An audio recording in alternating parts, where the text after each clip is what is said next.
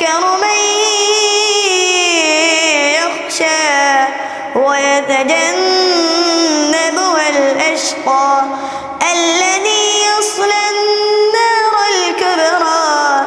ثم لا يموت فيها ولا يحيا قد أفلح من تزكى وذكر اسم ربه فصلى بل تؤثرون الحياة الدنيا والآخرة خير وأبقى إن هذا لفي الصحف الأولى صحف إبراهيم